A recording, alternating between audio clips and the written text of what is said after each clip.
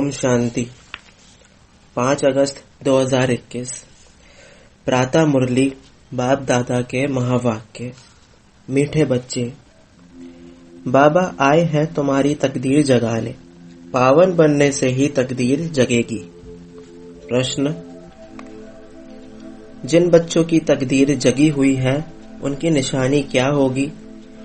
उत्तर, वे सुख के देवता होंगे। बेहद के बाप से सुख का वर्षा लेकर सबको सुख देंगे, कभी भी किसी को दुख नहीं दे सकते। वह है व्यास के बच्चे, सच्चे सच्चे सुखदेव। वह 5 विकारों का संन्यास कर सच्चे सच्चे राजयोगी राज ऋषि कहलाते हैं।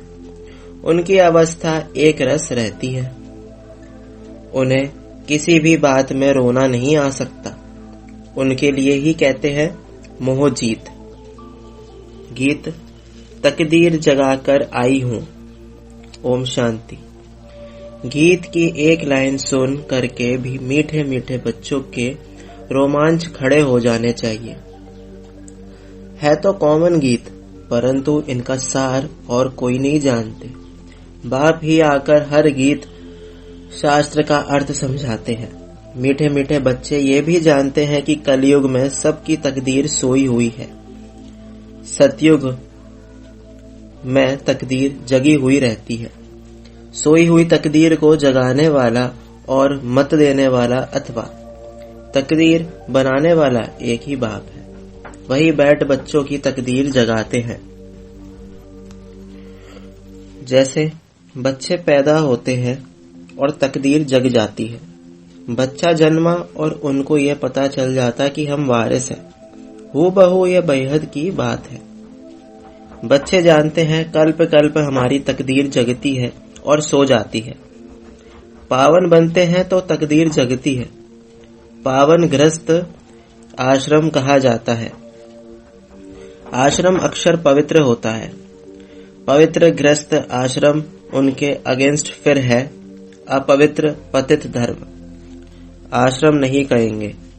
ग्रस्त धर्म तो सबका है ही, जानवरों का भी है। बच्चे तो सब पैदा करते हैं, जानवरों को भी कहेंगे ग्रस्त धर्म में है।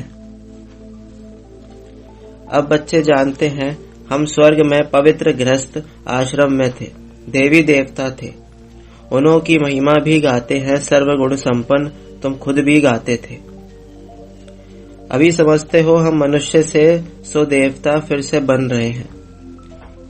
देवी देवताओं का धर्म है, फिर ब्रह्मा विष्णु शंकर को भी देवता कहते हैं। ब्रह्मा देवताय नमः, विष्णु देवताय नमः, शिव के लिए कहेंगे शिव परमात्माय नमः।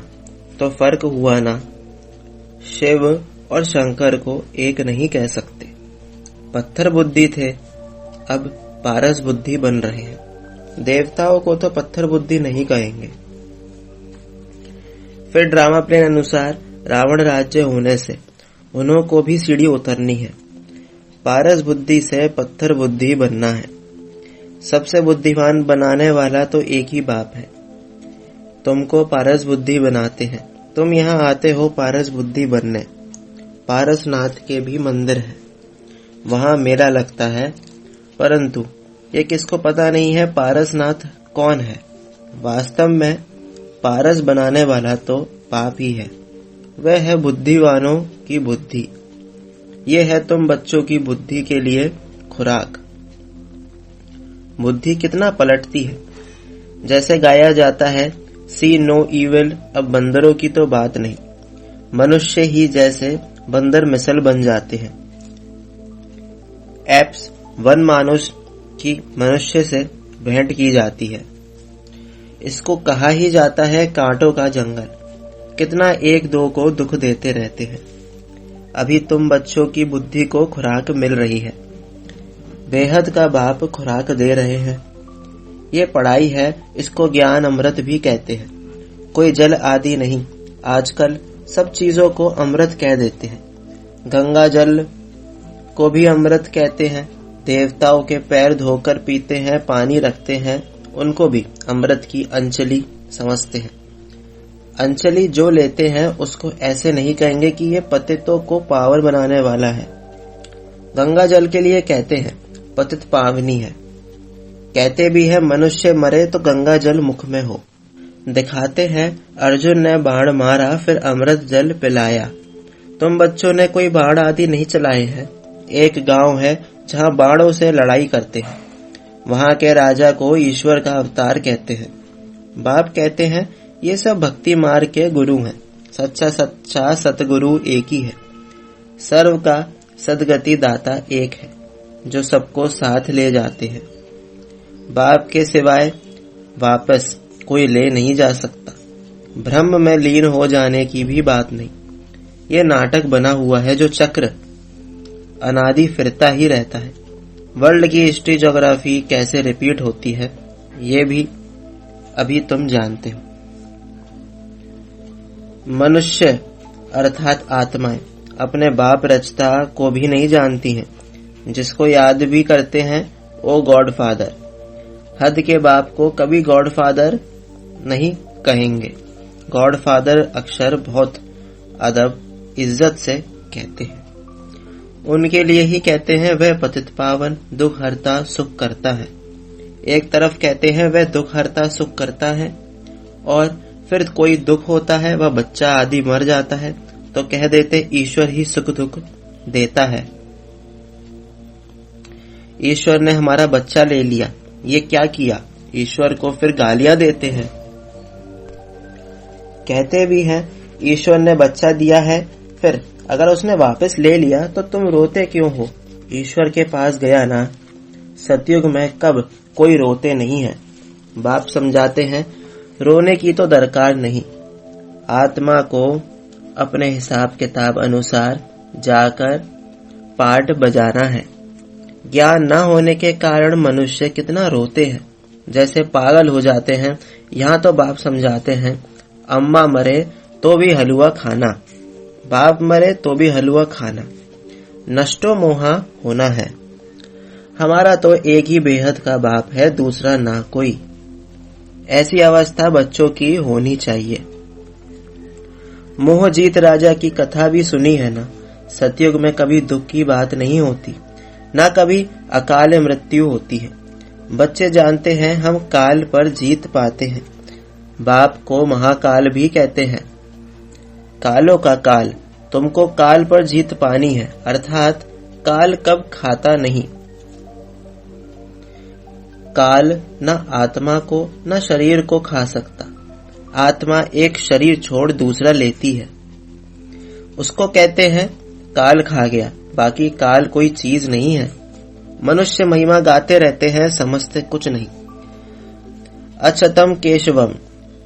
बाप समझाते हैं ये 5 विकार तुम्हारी बुद्धि को कितना खराब कर देते हैं। इस समय कोई भी बाप को नहीं जानते हैं, इसलिए इनको ऑर्फन की दुनिया कहा जाता है। कितना आपस में लड़ते झगड़ते रहते हैं। ये सारी दुनिया बाबा का घर है ना। बाप सारी दुनिया के बच्चों को पतित से पावन बनाने आते हैं।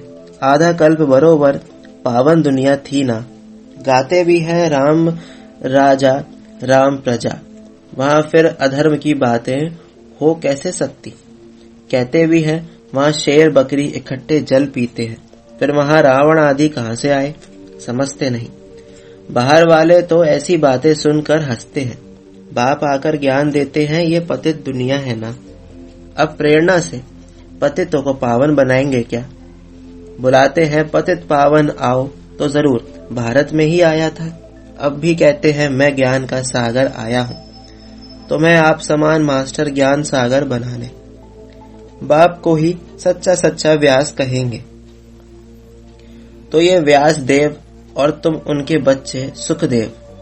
तुम अभी सुख के देवता बनते हो। सुख का वर्षा ले रहे हो व्यास शिवाचार्य से। व्यास के बच्चे तुम हो, परंतु मनुष्य मूंज ना जाए इसलिए कहा जाता है शिव के बच्चे। उनका असल नाम है शिव। आत्मा को जाना जाता है, परमात्मा को भी जाना जाता है। वही आकर पतित से पावन बनने का रास्ता बताते हैं। कहते हैं मैं तुम आत्माओं का बाप हूं। कहते हैं अंगुष्ठे मिसल हूं। इतना बड़ा तो यहाँ ठहर भी ना सके, वह तो बहुत सूक्ष्म है। डॉक्टर लोग भी माथा मारते हैं आत्मा को देखने के लिए, परंतु देख नहीं सकते। आत्मा को रियलाइज किया जाता है।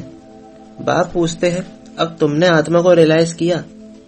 इतनी छोटी सी आत्मा सी अब मैं अविनाशी पार्ट ढूंढा हुआ है, जैसे एक रिकॉर्ड है। पहले तुम देह अभिमानी थे, अभी देही अभिमानी बने हो।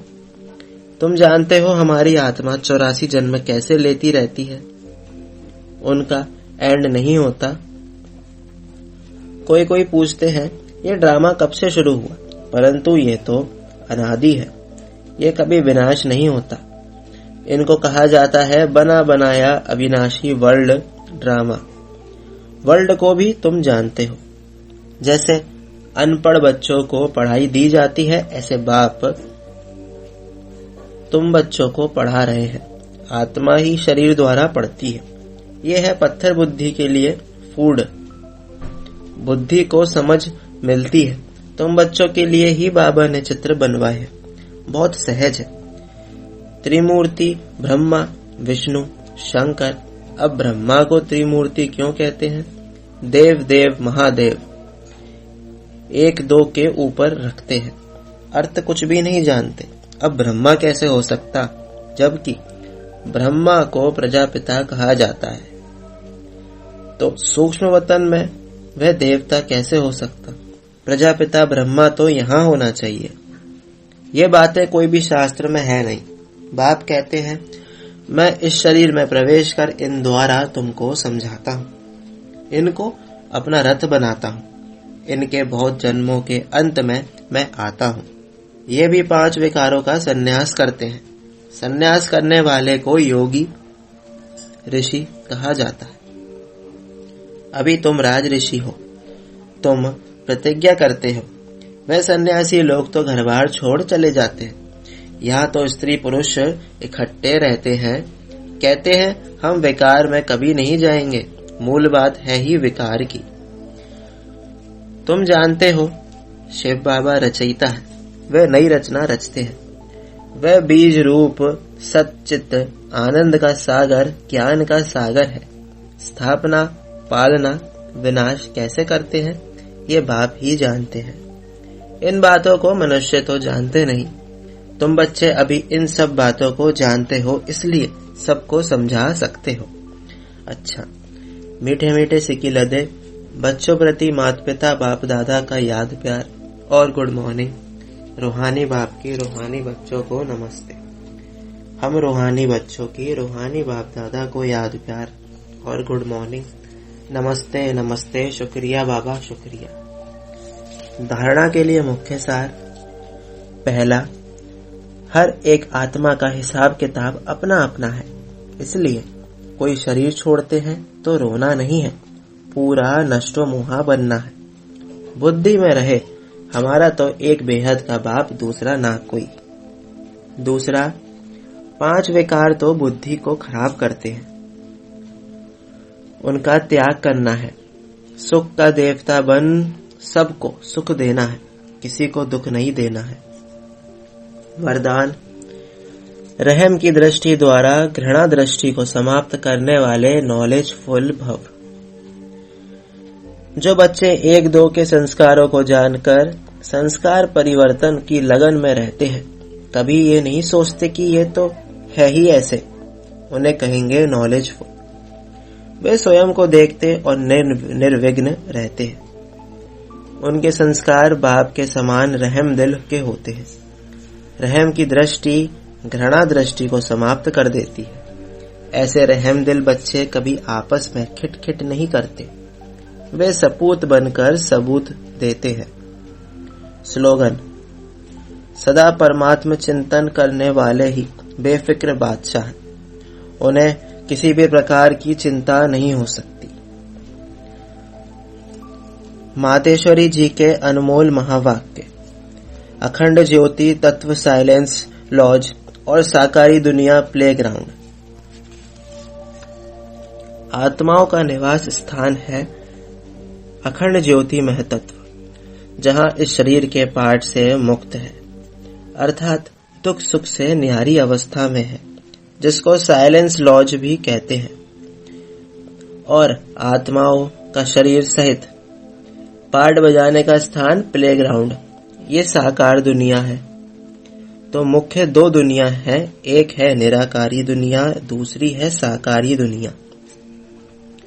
दुनिया वाले तो सिर्फ कहने मात्र कहते हैं कि परमात्मा रचता पालन करता है, संहार करता है, खिलाता है, मारता जलवाता भी वही है, तो दुख सुख देने वाला भी वही है। जब कोई को दुख आता है तो कहते हैं प्रभु तेरा बहाना मीठा लागे। अब ये है यथार्थ ज्ञान, क्योंकि ये कोई परमात्मा का काम नहीं है। परमात्मा दुख हरता है, दुख करता नहीं है। जन्म लेना, जन्म छोड़ना, दुख सुख भोगना हर एक मनुष्य आत्मा के संस्कार है। शारीरिक जन्म देने वाला माता पिता है, जो भी कर्म बंधन अनुसार बाप बेटे के संबंध में आता है। इसी रीति आत्माओं का पिता फिर परमात्मा बाप है। वो कैसे बेहद रचना की स्थापना पालना करता है, कैसे वो अपने 3 रूप ब्रह्मा विष्णु शंकर का रचयिता है। फिर इन आकारी रूपों द्वारा देवी सृष्टि की स्थापना, आसुरी दुनिया का विनाश और फिर देवी दुनिया की पालना करवाता है। परमात्मा के ये 3 काम बेहद के हैं। बाकी ये दुख सुख जन्म मरण कर्मों अनुसार होता है। परमात्मा तो है ही सुखदाता, वो कोई अपने बच्चों को दुख नहीं देता। अच्छा, ओम शांति।